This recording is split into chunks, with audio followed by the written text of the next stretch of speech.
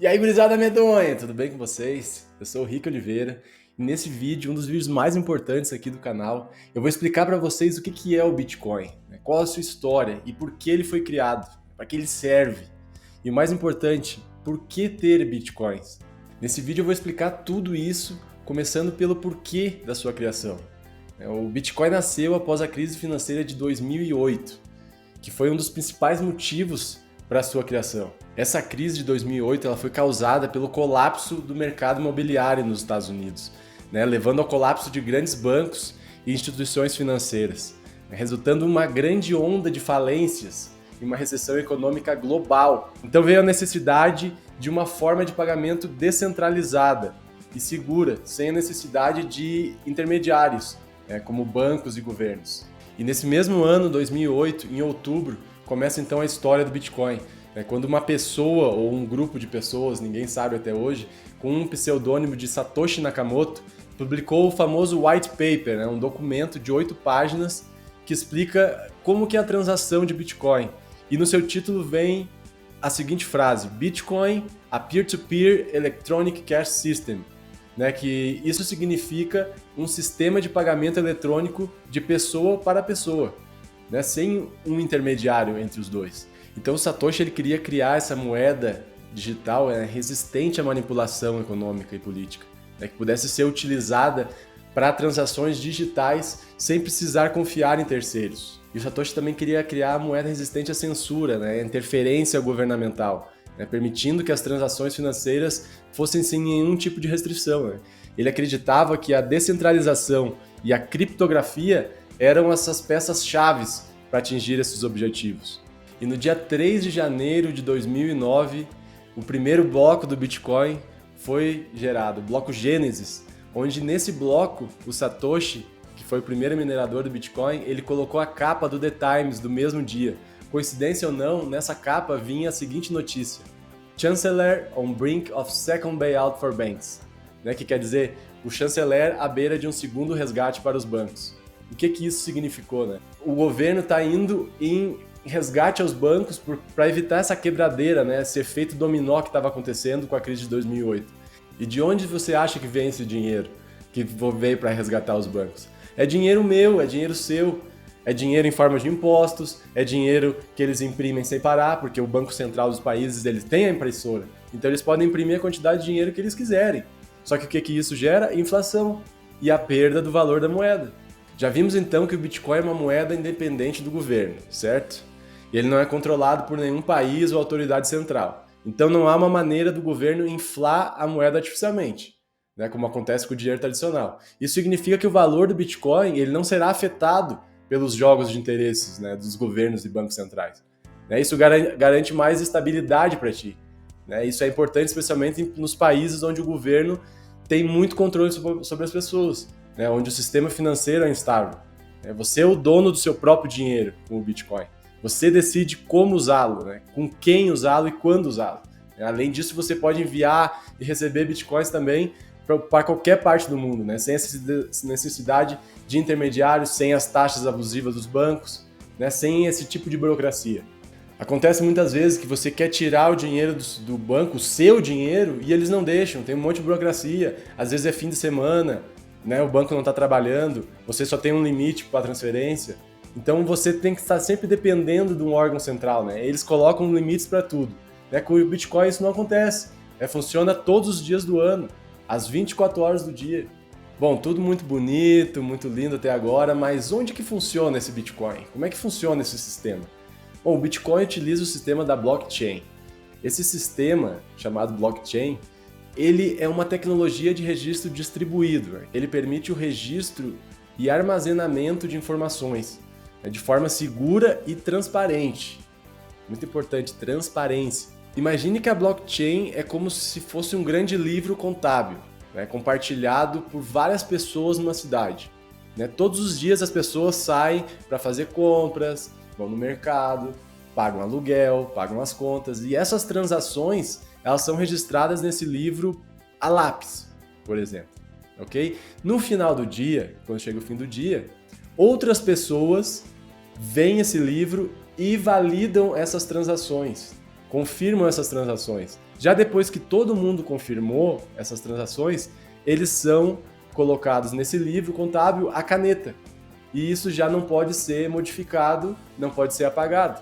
Isso é o que garante a segurança e a transparência das informações registradas. Então, as informações registradas na blockchain, elas são imutáveis e inalteráveis.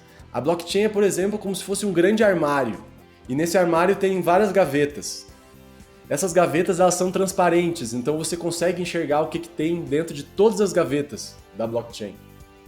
Cada pessoa, cada usuário da rede da blockchain, ela tem uma gaveta. E nessa gaveta tem duas chaves. Numa chave é a tua chave pública, é a chave onde todo mundo tem acesso à tua carteira. Só que essa chave, ela só serve para depósito. Então essa chave você pode compartilhar com todas as pessoas, é como se fosse a tua conta bancária, certo? Então todas as pessoas têm acesso para depósito na tua conta. Só que tem uma outra chave que é a tua chave privada, é a tua senha para entrar nessa caixinha. Então todas as transações entre as caixinhas, por elas serem transparentes, são vistas por todo mundo que usa blockchain. Então, por exemplo, se a caixinha 1 quer mandar dinheiro para a caixinha 50, a caixinha 100 pode ver essa transação e pode validar e confirmar essa transação. Bom, e quem são esses validadores? Como que a gente pode ser um validador da blockchain? Esses validadores, eles também são chamados de mineradores. Eles usam os seus computadores, para validar as transações na rede Bitcoin. Os computadores, eles resolvem problemas matemáticos complexos, né? Fórmulas matemáticas completas, que garantem a integridade da rede. Quando um minerador ele encontra a solução para o problema matemático, ele adiciona as transações validadas na blockchain, onde é compartilhado entre todos os mineradores e todos podem ter acesso a essa validação. Já quando essas transações são adicionadas num novo bloco da blockchain, esse minerador ele é recompensado com novos bitcoins. A rede dá esses novos bitcoins para os mineradores, como recompensa pelo trabalho do seu computador. E esses nomes mineradores, vocês já devem imaginar de onde vem. Isso porque o Bitcoin ele é muitas vezes comparado como ouro digital, devido às suas características muito semelhantes ao ouro físico. Assim como o ouro, o Bitcoin ele é escasso, ou seja, ele tem uma oferta limitada. E essa é, para mim, uma das principais razões porque o Bitcoin ele é tão importante, pela sua escassez. A oferta máxima de Bitcoin são 21 milhões de unidades. Isso que significa que a oferta não pode ser aumentada. São 21 milhões de Bitcoins e acabou aí. Então, por isso que ele se torna tão valioso. E isso contrasta justamente contra as moedas tradicionais, onde sua oferta ela pode ser aumentada pelos bancos centrais a qualquer momento. Gurizada, olha só esse gráfico aqui, eu quero mostrar para vocês que é o poder aquisitivo do dólar no último século. Tá? Olha o tanto que caiu o poder aquisitivo da moeda. Isso devido à inflação, isso devido à impressão desenfreada da moeda. Aqui, por exemplo, em 1913, a gente tem aqui que com $1 a gente conseguia comprar 30 barras de chocolate. Já que em 1944 a gente conseguia comprar 20 garrafas de Coca-Cola. E agora já nos últimos anos aqui, em 2008, nos Estados Unidos, com $1 a gente comprava 2 limões. E agora, em 2020, um café do McDonald's. Então tu vê a quantidade de depreciação da moeda nos últimos anos. Eu estava lendo um artigo, dizem que nos últimos 2 anos, agora com a pandemia, depois da pandemia, 40% da moeda, do dólar existente no mundo foi impresso agora nos últimos 2 anos, de 2020 para cá. Então a gente vê a loucura que é isso. A cada ano que passa o dinheiro tem menos valor. E também o Bitcoin ele é divisível, ele é muito divisível. Um Bitcoin ele é dividido em 1 milhão de satoshis. Satoshis é como se fosse os centavos da moeda. Então a menor quantidade de Bitcoin é 1 dividido por 1 milhão. Isso também torna ele similar ao ouro, porque o ouro também pode ser dividido em pequenos lingotes, em moedas, etc. Outra semelhança também que o Bitcoin tem com o ouro é que ambos são considerados ativos de investimento. Ambos são comprados com a expectativa de valorização no futuro, o que atrai muitos investidores. E o Bitcoin também é visto como essa reserva de valor, já que é um ativo deflacionário. Mas aí tu pergunta, Peraí, Rick, mas tu acaba de dizer que os mineradores ganham bitcoins ao colocar seus computadores para trabalhar aí, aprovando as transações, e agora tu tá me dizendo que o Bitcoin é deflacionário? Como assim? Então, aí é onde entra o halving do Bitcoin. E o que é halving? Halving é um evento que acontece a cada 210 mil blocos minerados na rede do Bitcoin. Isso dá mais ou menos 4 anos. Isso porque, em média, a cada 10 minutos, um bloco é adicionado na rede do Bitcoin. Então, esse evento faz com que a recompensa dos Bitcoins, dos mineradores, caia pela metade. Né? Quando o Bitcoin foi lançado, a recompensa por cada bloco minerado era de 50 Bitcoins. Depois de 210 mil blocos, ou seja, depois de 4 anos, em 2012, essa recompensa pelo novo bloco gerado caiu para 25. Depois, em 2016, igual, caiu pela metade, foi para 12,5. E nos dias de hoje, a recompensa está em 6,25 Bitcoins. Isso porque em 2020 a gente teve o nosso último halving, que está programado próximo para 2024. Isso tem um impacto significativo na oferta e demanda, já que a cada 4 anos a recompensa do Bitcoin cai pela metade. E hoje em dia, cerca de 19 milhões de Bitcoins já foram minerados. Né? Fazendo as contas aí, é calculado que o último Bitcoin seja minerado no ano de 2140. Né? A gente não vai estar mais aqui, mas não se preocupe, porque mesmo depois de todos os 21 milhões de Bitcoins já serem minerados, a mineração de novos blocos continuará. Né? Não haverá recompensa de novos Bitcoins, mas os mineradores eles serão recompensados ainda com as taxas de transação pagas pelos usuários da rede. A manutenção e a segurança da rede serão mantidos através das taxas de transação, incentivando os mineradores a continuarem participando das confirmações e das transações. Gurizada, agora eu quero mostrar para vocês o poder do Bitcoin em relação a investimento. Tá? Eu quero comparar outros ativos com o Bitcoin. Aqui nesse gráfico a gente tem o ativo, o S&P 500, tá? O índice S&P 500, que são as 500 maiores empresas americanas. É como se a gente colocasse numa cesta uma média das 500 maiores empresas americanas dos Estados Unidos e tivesse dado esse valor. Então, a gente tem aqui, a gente vê que sempre cresceu, né, com o passar dos anos, esse índice. Isso é um fato, porque com o aumento da base monetária, a impressão de moeda, então cada vez mais vai aumentando esse valor. Mas o que eu quero mostrar aqui é a porcentagem desse aumento, né, com o passar do tempo. Aqui a gente tem, por exemplo, que na década de 50, aqui em 1954, o valor dessa cesta de ações em unidades valia mais ou menos aqui 20, 22 unidades. Hoje em dia, essa cesta de ações está valendo 4.080. Então, se você tivesse investido aí $22, você teria 4.080 dólares, certo? 70 anos depois. Então, um aumento aí de 200 vezes do teu dinheiro, né? Então, essa é a S&P 500. Então, se você tivesse colocado nessas ações, você teria ganhado aí 200 vezes em 70 anos, mais ou menos. Aqui agora eu tenho o gráfico do ouro, tá? E como que o ouro se comportou aí nos últimos 20 anos, tá? Que eu tenho o preço dele em dólar, né? Com uma onça, né, de ouro. Então, se você tivesse comprado uma onça de ouro em 2004, você teria gastado $400 para uma onça de ouro. Hoje em dia, a gente está mais ou menos aqui em $1.900. Então, aí teve um aumento significativo, certo? Só que isso foi aí em 20 anos, ou seja, você saiu de $400 e chegou a $1.900 em 20 anos, tivesse comprado ouro aqui. Gurizada, chegou a hora do monstro do Bitcoin. Esse é o gráfico de toda a história do Bitcoin, tá? Desde 2009, da sua fundação, até os dias atuais, tá? Hoje a gente está aqui exatamente com um preço de $24 mil, tá? A gente já passou, a gente já está começando a subir. E eu quero mostrar para vocês como o Bitcoin normalmente funciona em seus ciclos, tá? Ele funciona como um relógio, se a gente for ver. Aqui, ó, no primeiro halving, que é quando divide pela metade a quantidade de emissão de Bitcoin, que são pagos para os mineradores, aqui a gente vê que o Bitcoin ele valia $10. Um Bitcoin valia $10.